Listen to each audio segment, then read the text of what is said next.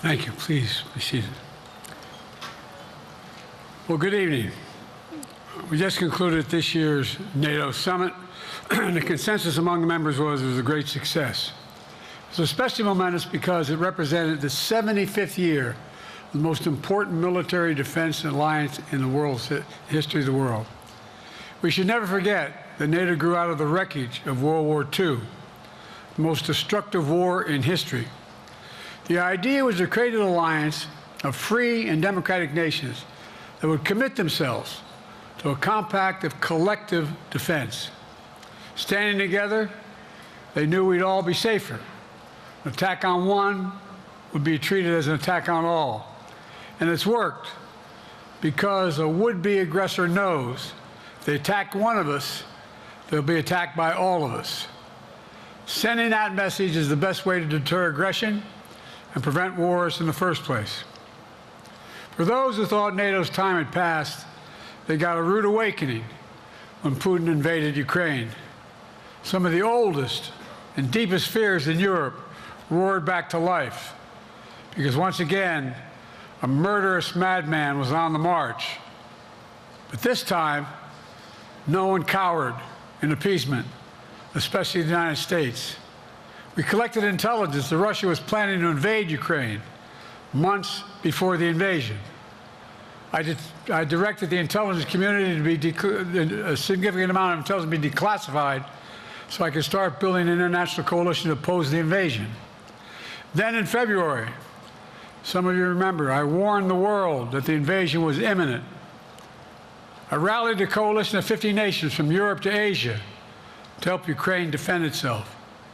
Many foreign policy experts thought as Putin amassed Russian forces just 100 miles north of Kyiv, the capital of Ukraine, but Putin thought it was the mother home of Russia. The capital would fall in less than a week. But the Ukrainian people, backed by a coalition to help build, stopped them. Today, Kyiv still stands, and NATO stands stronger than it has ever been. During the week of this summit, several heads of states made it a point in their statements to thank the United States and to thank me personally for all that NATO has achieved. NATO is not only stronger, NATO is bigger because we led the charge to bring in Finland and Sweden into the alliance, and it makes a gigantic difference. Excuse me.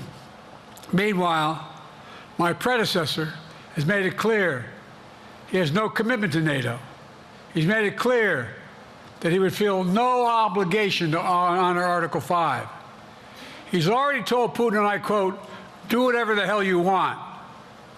In fact, the day after Putin invaded Ukraine, here's what he said. It was genius. It was wonderful. Some of you forgot that, but that's exactly what he said. But I made it clear, a strong NATO is essential to American security. And I believe the obligation of Article 5 is sacred. And I would remind all Americans, Article 5 is invoked only once in NATO's long history, and that was to defend America after 9/11. I made it clear that I will not bow down to Putin. I will not walk away from Ukraine. I will keep NATO strong. That's exactly what we did, and exactly what we'll continue to do. Now, the future of American policy is up to the American people. This is much more than a political question. It's more than that. It's a national security issue. Don't reduce this to the usual testament that people talk about, issues of being a political campaign. It's far too important. It's about the world we live in for decades to come. Every American must ask herself or himself, is the world safer with NATO? Are you safer? Is your family safer? I believe the American people know the answer to all those questions is yes. And I believe the American people understand that America is stronger because of our alliances. I believe the American consensus from Truman to Reagan to me still holds today. America cannot retreat from the world. We must lead the world. We are an indispensable nation, as Madeleine Albright wrote. Now let me turn to three other key issues. Just this morning, we had a great economic report showing inflation is down. Overall prices fell last month. Core inflation is the lowest it's been in 3 years. Prices are falling for cars, appliances, and airfares. Grocery prices have fallen since the start of the year. We're going to keep working to take down corporate greed to bring those prices down further. Meanwhile, Trump's calling for a 10% tariff on everything Americans buy, including food from overseas, vegetables, and other necessities. And economists tell us that that would cost the average American working family another $2,500 a year. It's a tax of $2,500 a year. Second, our efforts to secure the border, southern border, is working. After Trump killed the bipartisan effort to secure the border, Republicans and Democrats had worked on, because he thought it would benefit me and make him a loser, Republicans walked away. So I took executive action last month. As a consequence, working with Mexico, border encounters have gone down over 50%. The current level is lower today than when Trump left office. Third, for months, the United States has been working to secure a ceasefire in Gaza, to bring the hostages home, to create a path for peace and stability in the Middle East. 6 weeks ago, I laid out a detailed plan in writing. It was endorsed by the UN Security Council, the G7. That framework is now agreed on by both Israel and Hamas. So I sent my team to the region to hammer out the details. These are difficult, complex issues. There's still gaps to close, but we're making progress. The trend is positive, and I'm determined to get this deal done and bring an end to this war, which should end now. Let me conclude where I began. We're the United States of America. We are the indispensable nation. Our leadership matters. Our partnerships matter. This moment matters. We must rise to meet it. With that, I'll take your questions. I've been given a list of people to call on here. Reuters, Jeff Mason.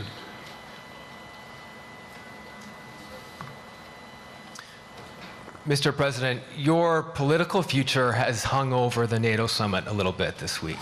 Speaker Pelosi made a point of suggesting that your decision on whether to stay in the race was still open. George Clooney and a handful of lawmakers have called on you to step aside.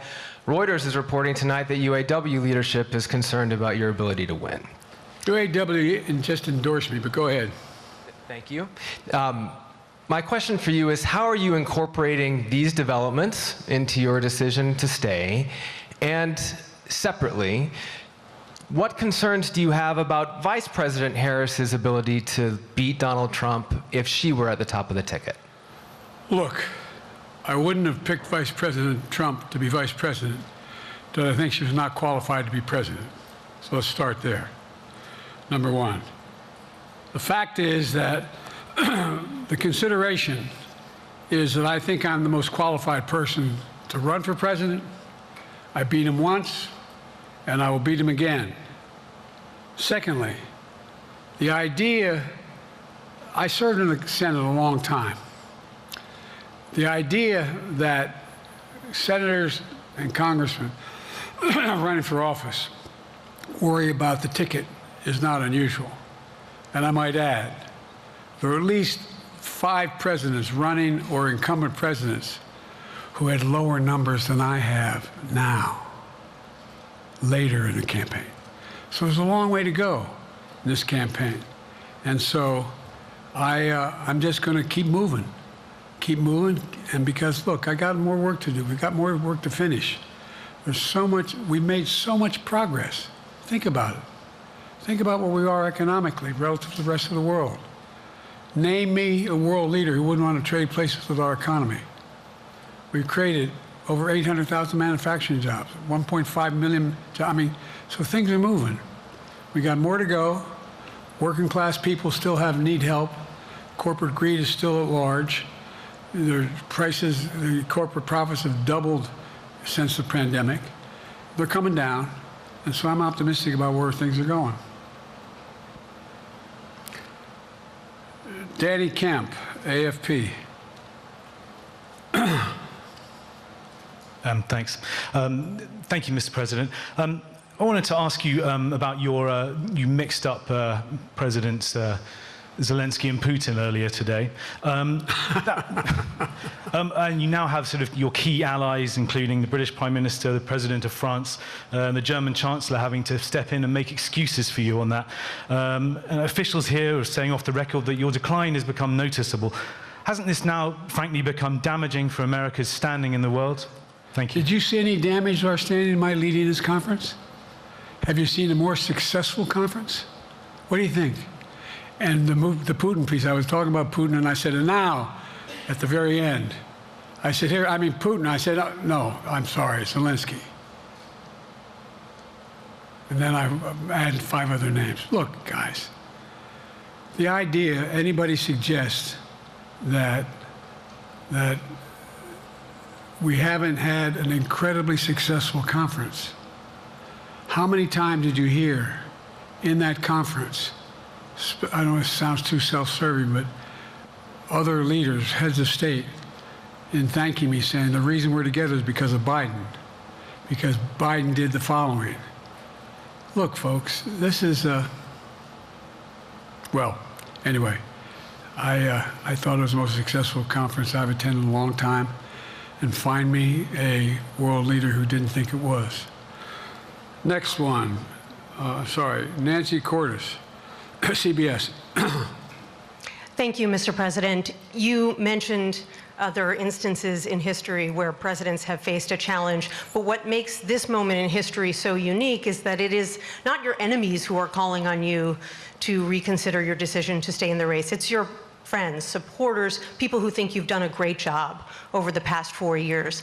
Have you spent time thinking about what it would mean for your legacy, which you've worked decades to build, if you stay in the race, despite the concerns that voters say they have, and you lose to someone who you yourself have argued is unfit to return to the Oval Office? Well, look, I'm not in this for my legacy. I'm in this to complete the job I started. As you recall, understandably, many of you and many economists thought my initial initiatives that I put forward, can't do that, it's going to cause inflation, things are going to skyrocket, the debt's going to go up. What are you hearing now from mainstream economists? 16 economic Nobel laureates said I've done a hell of a job. That under my plan so far and what's going to happen in the future if I'm reelected, that things are going to get much better. Our economy is growing. I was determined when I got elected to stop the trickle-down economic theory, that if the wealthy did very well, everybody else would do well. My dad was a well-read, decent guy. I don't remember much trickling down on his kitchen table. Middle-class people and working-class people need help. And so what happened is I decided to was able to implement as president what I believed when I was a senator. And that is that the way to build this economy is from the middle out and the bottom up. That way we grow the economy. And the wealthy still do very well. They do fine. And guess what? Find me an economist, a mainstream economist who said we haven't done well. What have we not done that isn't working right now? And so we got more to do, though. We got to finish the job. And by the way, I come from the corporate state of the world. Delaware has more corporations registered in Delaware than every other state in the nation combined. I'm not anti-corporate, but corporate profits have doubled since the pandemic, doubled. It's time things get back in order a little bit. It's time, for example, if I'm reelected, we're going to make sure that rents are kept at 5% increase of corporate rents for apartments and the like and homes are limited to 5%. We're going to make a lot of changes that I've been talking about because we're going to continue to grow this economy. And by the way, I know, remember how I got so roundly criticized for being so pro-union, not labor, union. Well, guess what? I've been the most pro-union labor president in history. Not a joke. And guess what? We had the Treasury Department do a study. When unions do better, everybody does better. Everybody does better. And we talk about how, for example, remember when we talked about getting the computer chip industry back in the United States? Used to be 40% of the industry. We invented the chip. 40% of the industry was in the United States. And former presidents decided that the best way to do it is find the cheapest labor in the world, send the product over there, and import what the product was. And so what did I do? I was told not to go over to Europe, to Asia, including Europe, but Asia. And I remember going to South Korea, convincing them to invest $20 billion in the United States to build computer chip factories. And I asked why when they finally decided to do it. And the answer was because you have the safest economy in the world, and you have the best workers in the world. So the whole idea here is we've invested, there's over $50 billion in investment in computer chip manufacturing just coming into being. None of you thought that would happen. None of you thought that would happen. But it's happening. It's happening. And it's going to grow economies all through. And by the way, red states and blue states. Matter of fact, there's as much in red states as in blue states. I've made no distinction. So my generic point is that the idea that we can't continue to build and grow the economy, make it fairer. And like I said, from my standpoint, when the middle class does well, that's when the whole economy grows. The poor have a shot, the wealthy do well, but the wealthy got to start paying their taxes. As a follow-up, sir, you mentioned that your Vice President Kamala Harris would be ready to serve on day one. Can you elaborate on that? What is it about her attributes and her accomplishments over the last 4 years that make her ready to serve on day one if necessary? First of all, the way she's handled the issue of freedom of women's bodies to have control over their bodies. Secondly, her ability to handle almost any issue on the board. This was a hell of a prosecutor. She was a first-rate person, and in the Senate she was really good. I wouldn't have picked her unless I thought she was qualified to be president. From the very beginning, I made no bones about that. She is qualified to be president. That's why I picked her. Felicia Schwartz, Financial Times. Thank you, Mr. President. Presidency is the most straining job in the world, and it's 24/7. How can you say you'll be up for that next year, in 2 years, in 4 years, given the limits you've acknowledged that you have today? The limits I've acknowledged I have? There's been reporting that you've acknowledged that you need to go to bed earlier and your evening around 8. That's not true. Look, what I said was, instead of my every day starting at 7 and going to bed at midnight, it'd be smarter for me to pace myself a little more. And I said, for example, the 8, 7, 6 stuff, instead of starting a fundraiser at 9 o'clock, start at 8 o'clock. People get to go home by 10 o'clock. That's what I'm talking about. I'm not talking about, and if you looked at my schedule since I made that stupid mistake in the campaign, in the debate, I mean, my schedule has been full bore. I've done, where's Trump been? Riding around in his golf cart, filling out his scorecard before he hits the ball? I mean, look, he's done virtually nothing. And I have, I don't know how many, don't hold me to it, roughly 20 major events. Some with thousands of people showing up. And so I just think it's better.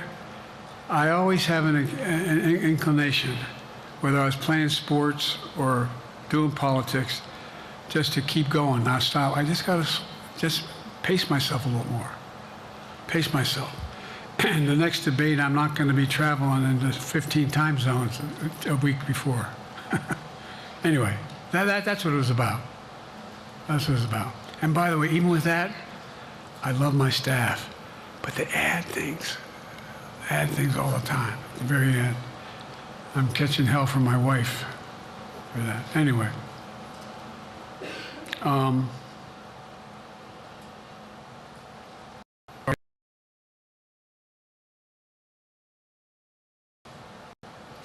questions for you. First, on the NATO summit, President Zelensky, in your meeting with him, pressed you to lift your limitations on the Ukrainian use of American weapons, saying that, in his public remarks afterwards, saying that Ukraine cannot win the war unless those limitations are lifted. Are you reconsidering your position on that?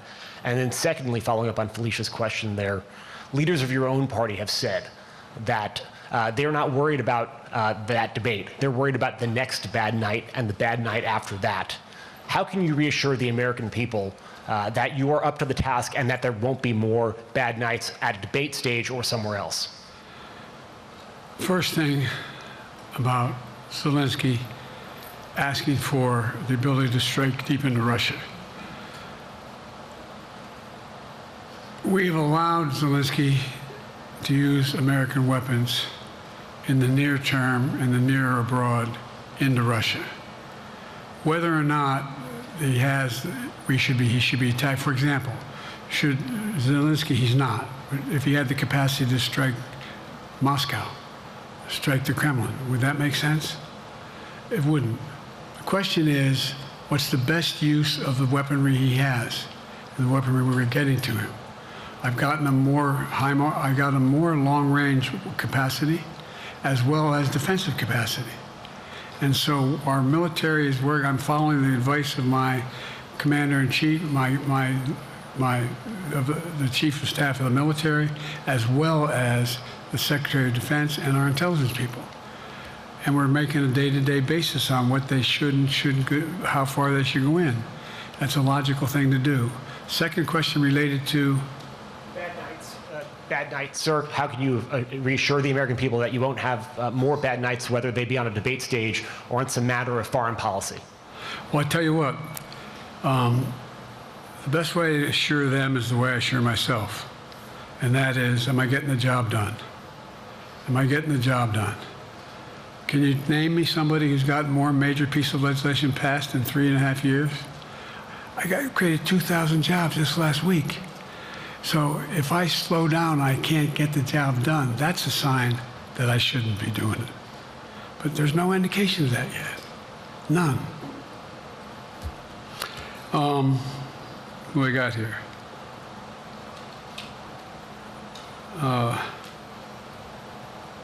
Merrick, Pulaski Radio. Thank you, Mr. President. How are you? I'm well. The elections in the US have consequences around the world. You have pretty high standing in Europe. I just asked President Macron about you, and he said we are happy to have him as the President of the United States.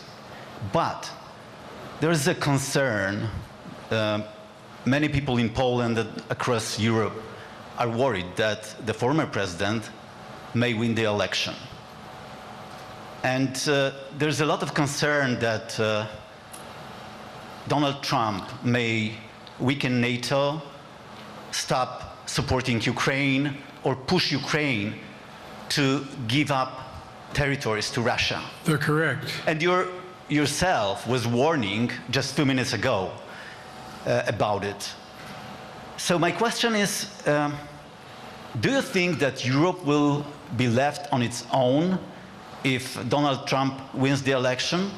And what's your advice to European leaders to prepare for possible US disengagement? Well, look, I think, how can I say this without sounding too self-serving? I'm not having any of my European allies come up to me and say, Joe, don't run. What I hear them say is, you've got to win. You can't let this guy come forward. He'd be a disaster. It'd be a disaster. I mean, I think he said in one of his rallies, don't hold me to this, recently, where NATO, I just learned about NATO or something to that effect. Foreign policy has never been his strong point. And he seems to have an affinity to people who are authoritarian. That worries, as I tell you from Poland, that worries Europe. That worries Poland. And nobody, including the people of Poland, think that if he wins in Ukraine, he's going to stop in Ukraine. that that's going to be the end of it. And so what I can say is, I think I'm the best qualified person to do the job, to make sure that Ukraine does not fall, that Ukraine succeeds, that the European alliance stays strong. You may recall, no one was talking about Finland joining NATO. I remember talking to Putin right after we got elected in Geneva, and he was talking about what we should do. We couldn't be in Eastern Europe, etc. And I said, you're looking for the Finlandization of Ukraine. I said, you're going to get the NATOization of Finland. And about 4 weeks later, I got a call. No, that's not true. Probably 5 months later, from the president of Finland, could he come and see me? In my office. I invited him to the Oval Office. We sat down and talked. He said he wanted to join NATO. Could I help? And I did. It wasn't automatic. And then I got a call from the Swedes. I beg your pardon?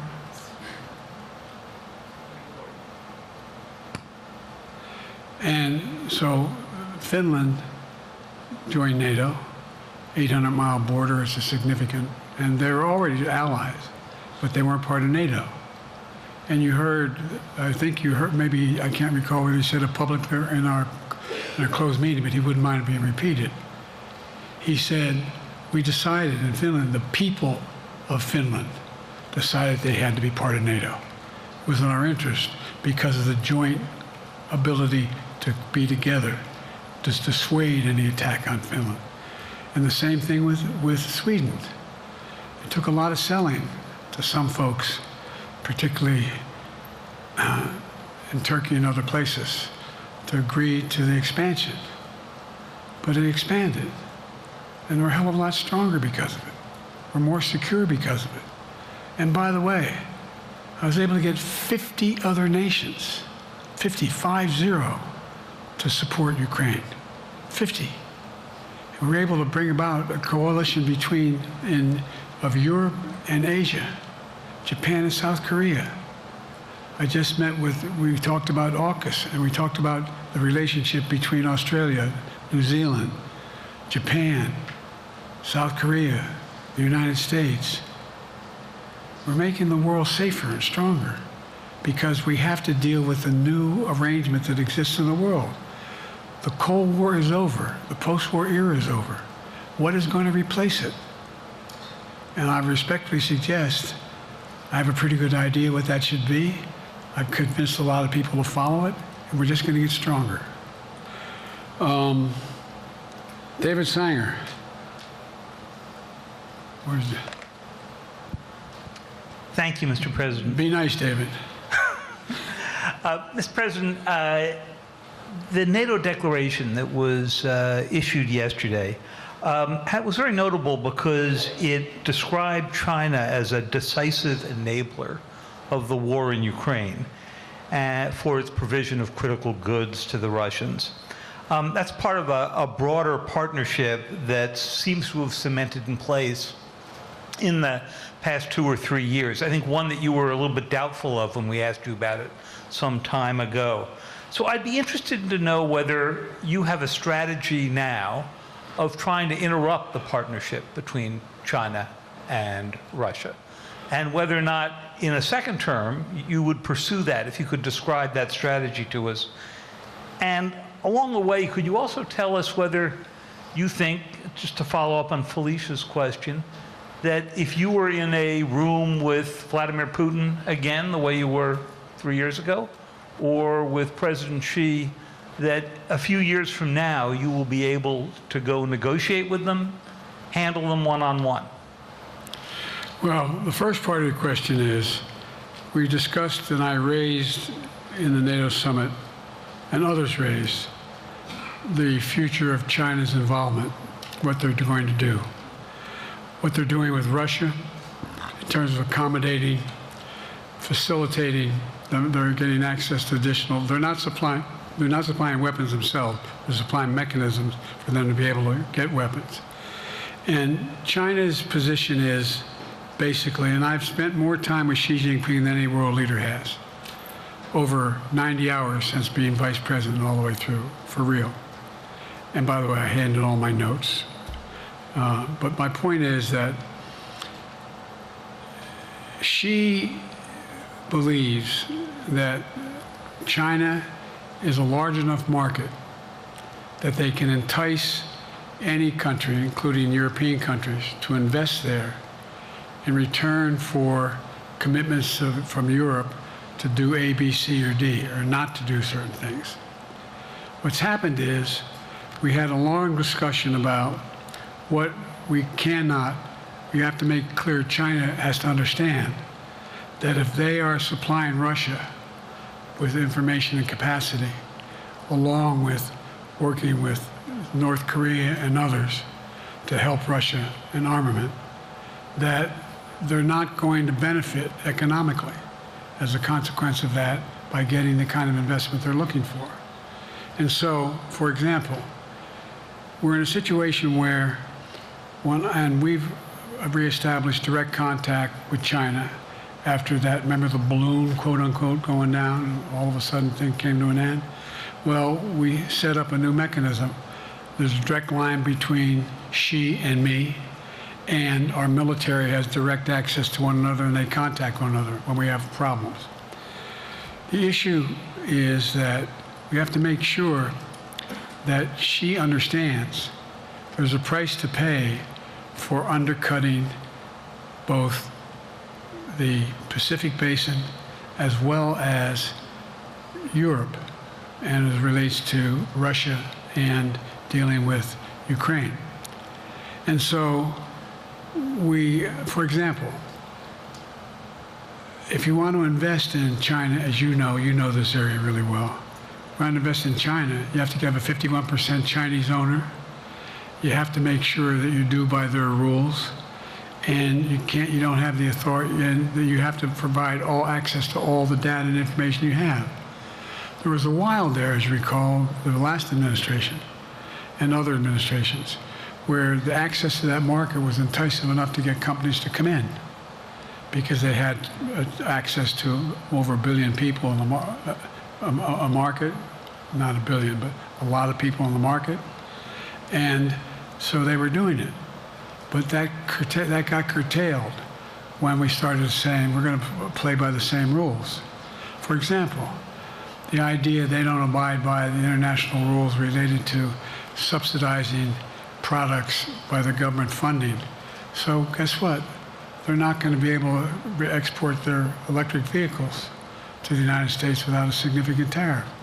Others are doing the same thing around the world. But it is a concern. It is a concern that you have both China, North Korea, Russia, Iran, countries that are not necessarily coordinated in the past, looking to figure out how they can have impact. Do you have a strategy to interrupt that impact? Yes, I do, but I'm not prepared to talk about the detail of it in public. And I think you'll see that some of our European friends are going to be curtailing their investment in Russia, in China, as long as China continues to have this indirect help to Russia in terms of being able to help their economy as well as help them in, as a consequence of that, their ability to fight in Ukraine. The other thing that we talked a lot about is that, and I raised it, and I didn't hear any, I can't swear that everyone agreed because not everyone got to talk about it, but we need a new industrial policy in the West. For example, we talked about how both the EU as well as NATO has to be able to begin to build their own munition capacity, has to be able to generate their own capacity to provide for weapons and the ability to, it came as a surprise to some of us how we had fallen behind in the West in terms of the ability to construct new material, new weaponry, new everything from vehicles to weapon systems. And so one of the things that came out of this was we're going to be meeting again with a number of my colleagues, my European colleagues, is what do we do to increase the capacity of the West, particularly in Europe and Japan, to be able to generate the kind of ability to produce their own weapon systems. Not just for themselves, but to be able to generate that. It's the same, it's what Russia's trying to figure out. That they went to China and they didn't get the weapons, but then they went to North Korea. But we're going to be in a position where the West is going to become the industrial base for it to be able to the ability to have all the defensive weapons that we need. That was a discussion as well. Mr. President, I'm not sure you answered on whether you would be ready to go deal with Putin and Xi 2 or 3 years from now. I'm ready to deal with them now and 3 years from now. Look,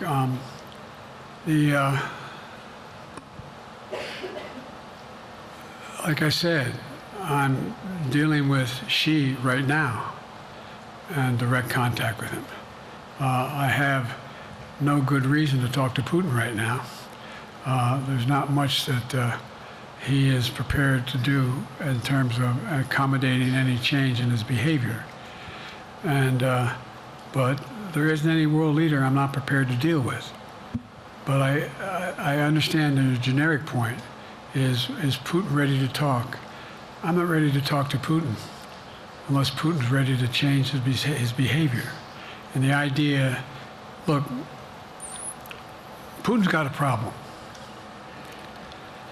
First of all, in this war that he is supposedly have won, and by the way, I think, don't hold me to the exact number, but I think that Russia had 17.3% of Ukraine that they conquered. Now it's 17.4. I mean, in terms of percentage of territory. They've not been very successful. They've caused horrible damage and loss of life, but they've also lost over 350,000 troops, military, killed or wounded. They've over 1 million people, particularly young people with technical capability, leaving Russia because they see no future there. They've got a problem. But what they do have control of is they are very good at controlling and running the public outcry that relates to how they use mechanisms to communicate with people. They lie like hell to the constituencies. They lie like hell about what's going on.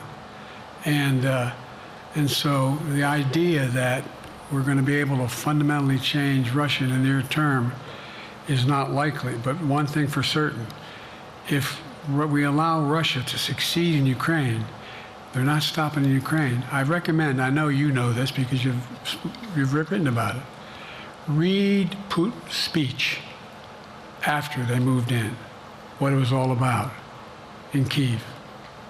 It wasn't about just, anyway, read what his objective is. And anyway, but so I think that I'm prepared to talk to any leader who wants to talk, including if Putin called me and wanted to talk. Last time I talked to Putin was trying to get him to work on an arms control agreement related to nuclear weapons in space. That didn't go very far. So my point is, I'm prepared to talk to anybody, but I don't see any inclination. There is an inclination on the part of the Chinese to keep in contact with me, because they're not sure where this all goes. And look what's happened in Asia.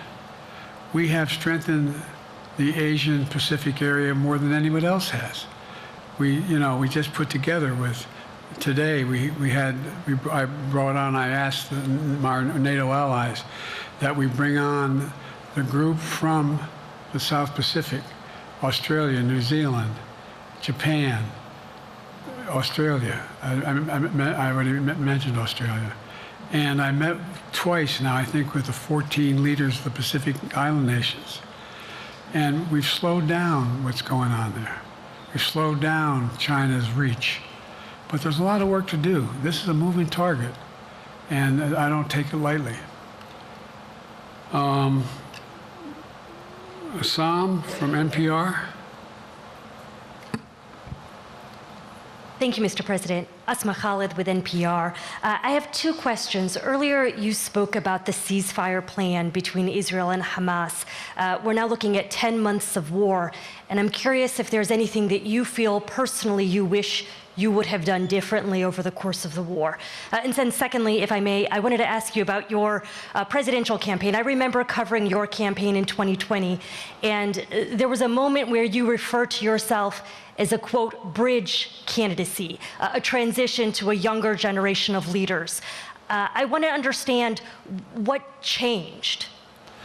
Two things. Let's go back to when you talked about would I have changed anything that's happening with Israel and the Palestinians and the Palestinian movement. The answer is, as you recall, from the very beginning, I went to Israel, but I also got immediate contact with al-Sisi in Egypt.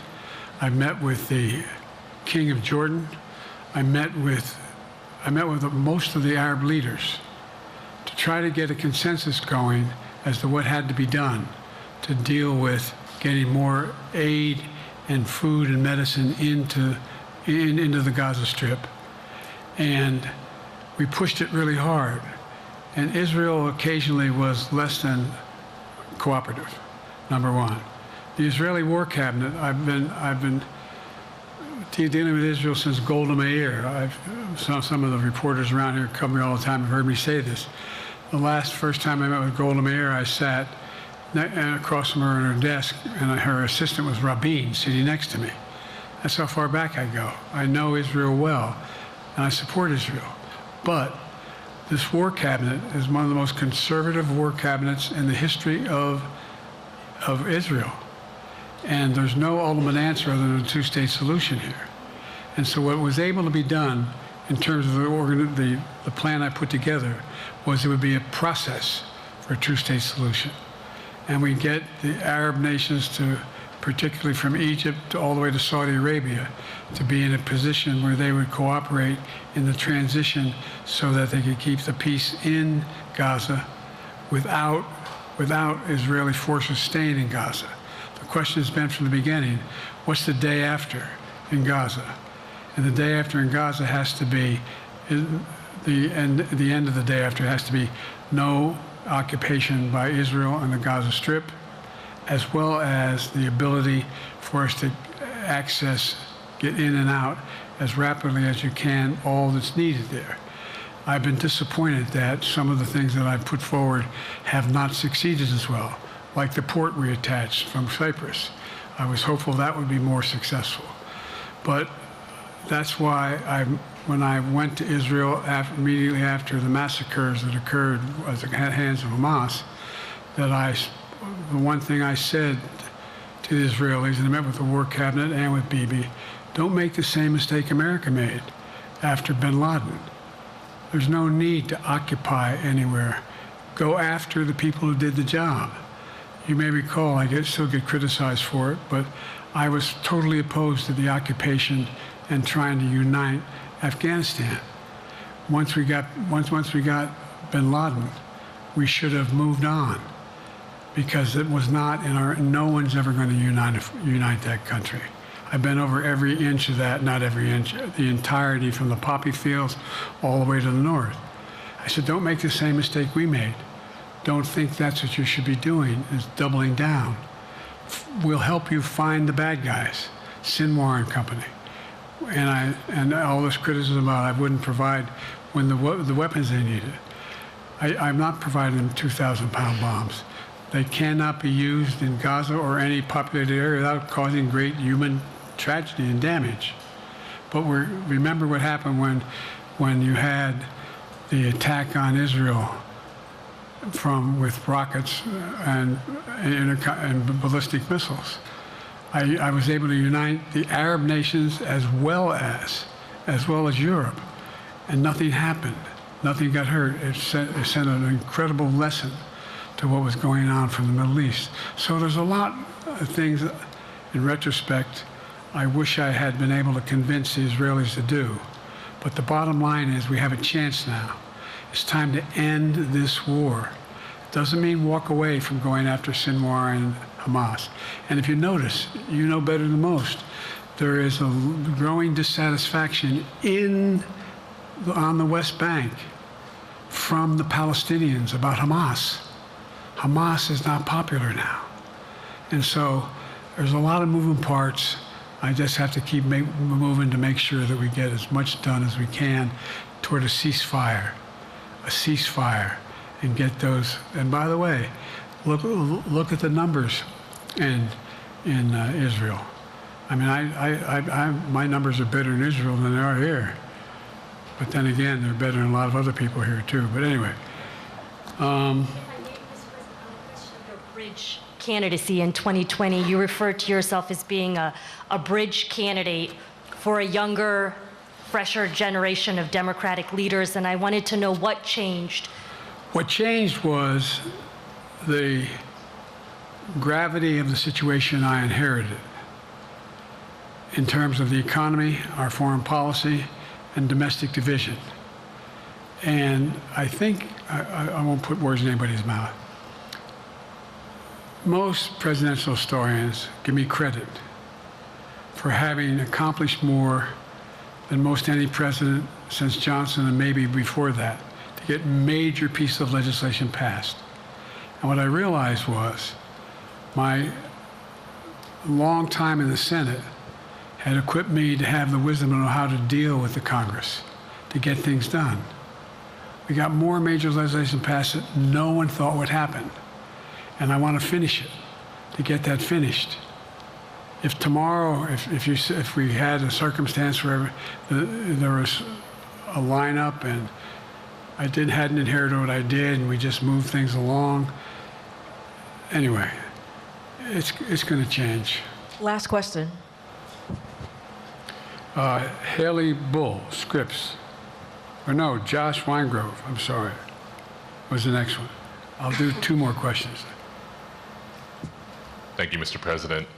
Many of your colleagues, Democrats on the Hill, are watching tonight as they assess what they want to say about your candidacy. I'm wondering how you're thinking of this right now. It seems like your answer is clear, but they're watching how things go tonight, tomorrow in Michigan, next week in Texas and Nevada. Are you thinking that way about how the next week or 2 goes would inform your... Am I using that way, you said? Are you thinking that way about how the next 2 weeks go? Will that affect your decision, or are you fully determined on running in November as the party's nominee? I'm determined on running, but I think it's important that I allay fears by let them see me out there. Let me see them out, for the longest time it was, Biden's not prepared to sit with us unscripted. Biden's not prepared to, anyway.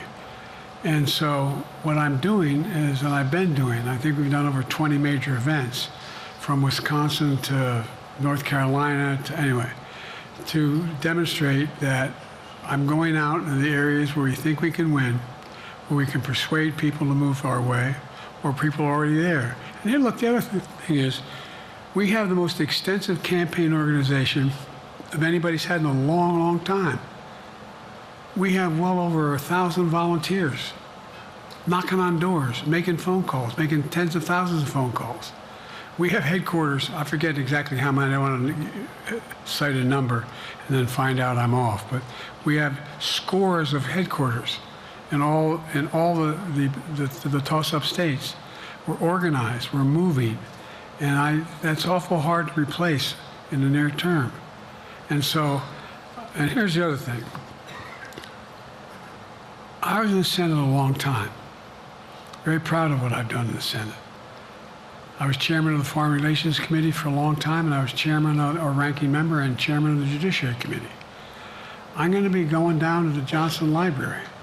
Anyway, I'm going to be going around making the case of the things that I think we have to finish and how we can't afford to lose what we've done or backslide on civil rights, civil liberties, women's rights. There's that little button we have. Control guns, not girls. I mean, the idea, we're sitting around, this is where Kamala's so good as well. We're sitting around, more children are killed by a bullet than any other cause of death. The United States of America. What the hell are we doing? What are we doing? We got a candidate saying, promised the NRA, don't worry, I'm not going to do anything. I'm not going to do anything.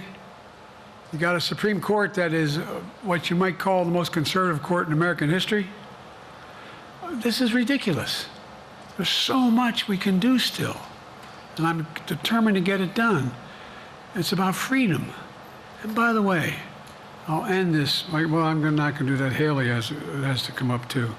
But I remember I made a speech on democracy in Philadelphia at Independence Hall. And I'm not being critical, just observing. The bulk of the press said, what the hell is he talking about that for? Democracy. You did. Democracy is not an issue. Democracy is not an issue.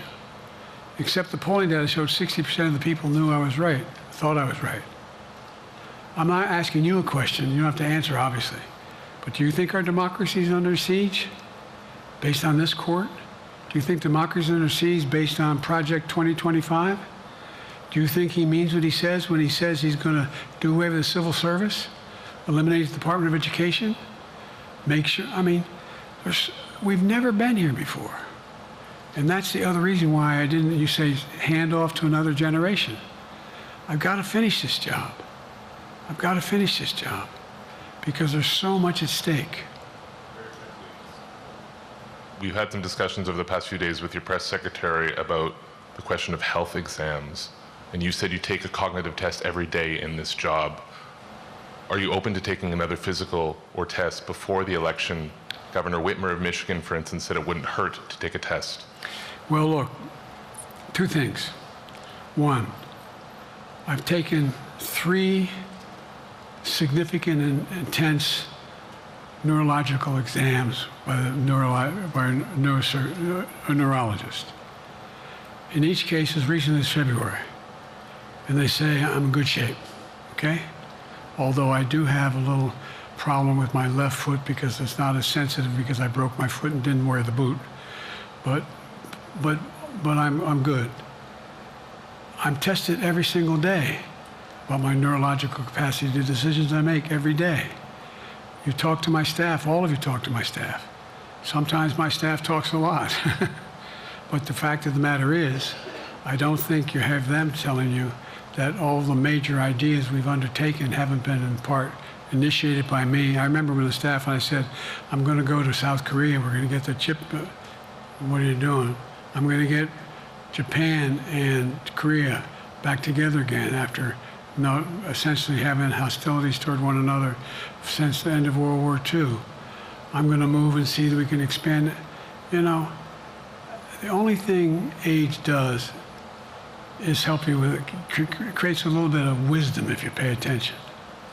And so the point I'm making is, I think it's important that if the neurologist tells me he thinks I need another exam, and by the way, I've laid every bit of the record out, hadn't hidden a thing. You ought to ask Trump for his, okay? I laid it all out. And every single day I'm surrounded by good docs. If they think there's a problem, I promise you, or even if they don't think it's a problem, they think I should have a neurological exam again, I'll do it. But no one's suggesting that to me now. And I'll ask you another question. No matter what I did, no one's going to be satisfied. Did you have 7 docs? Did you have 2? Who'd you have? Did you do this? How many times did you? So I am not opposed if my doctors tell me I should have another neurological exam, I'll do it. But that's where I am. Haley Bull, Scripps. Thank you, Mr. President.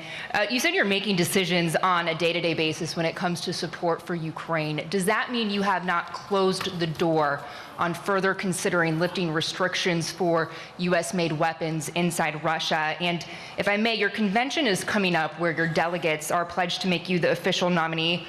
If they have second thoughts, are they free to vote their conscience?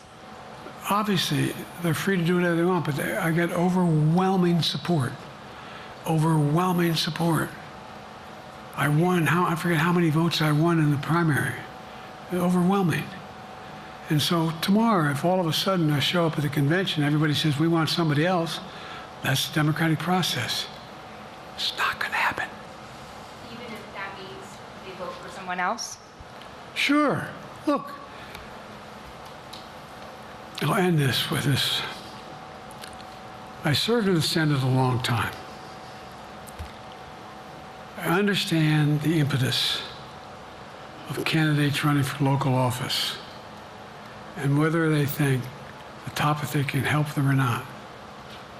In my state of Delaware, which was a very, at least a purple, it was a red state when I started, in terms of where you now talk red and blue. I don't recall most of the Democratic presidents winning my state when I was a candidate. The truth of the matter is I understand the self-interest of every candidate. If they think that, you know, running with Biden at the top is going to hurt them, then they're going to run away. I get it. But so far, go and look at the polling data in their states. Look at the in-depth, and by the way, I think you'd all acknowledge, and you're all experts, I'm not being solicitous about the president, you're experts on this stuff. How accurate does anybody think the polls are these days? I can give you a series of polls where you have likely voters, me versus Trump, where I win all the time. When the unlikely voters vote, he wins sometimes. The bottom line is all the polling data right now, which I think is premature because the campaign really hasn't even started. I mean, it hadn't started in earnest yet. Most of the time, it doesn't start till after September, after Labor Day.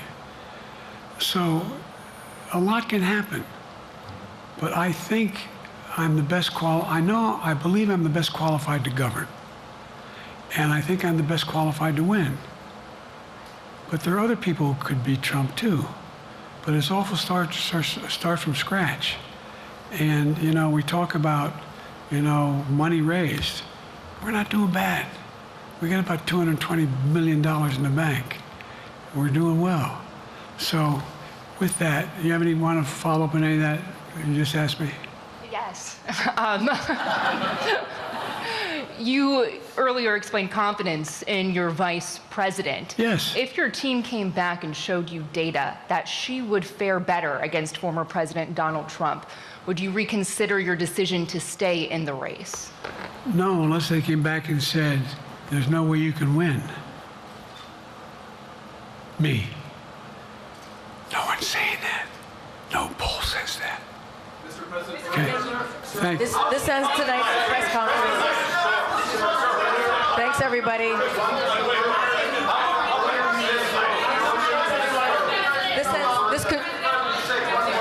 This concludes. Respectfully, earlier you misspoke in your opening answer. You referred to Vice President Harris as Vice President Trump.